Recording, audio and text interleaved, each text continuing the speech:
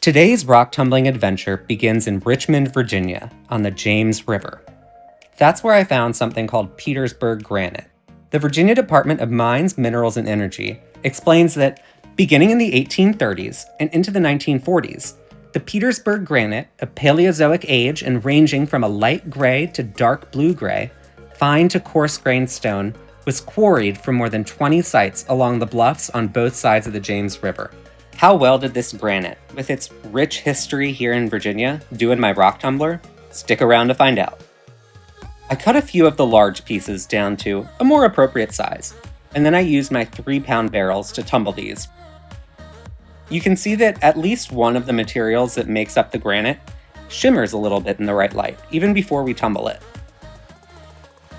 After a few rounds in the rough grit, everything was smooth and ready to move on.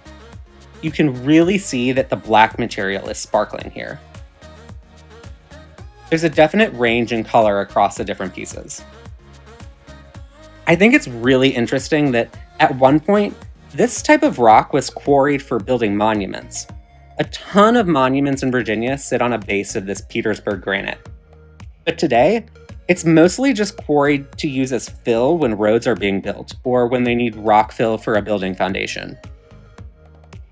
Alright, barrel's full. I'll see you on the other side. Now I've finished the medium and fine grits as well as the polishing stage, so it's time to see how everything turned out. Initially, I thought this large rock had a lot of staining on it, but I think that what I initially thought was staining is actually the pink material that's sometimes present in Petersburg granite. And this large piece is really nice. I think I'm going to go ahead and throw it up on the Etsy shop. Normally, granite is a bit finicky with tumble polishing.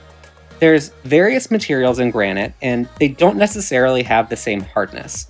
So even if it's shiny, it won't necessarily feel perfectly smooth to the touch, because some of the material has worn faster than the rest. You can definitely see that's the case in some of these, although there are others that are definitely perfectly smooth. There are also a few areas where small pieces kept chipping off, like on this rock. In the end, this was definitely a fun little experiment. I got to learn a bit about my state's geology, and I got some pretty tumbled rocks out of it along the way. Thanks for coming along, and I hope to see you again next time.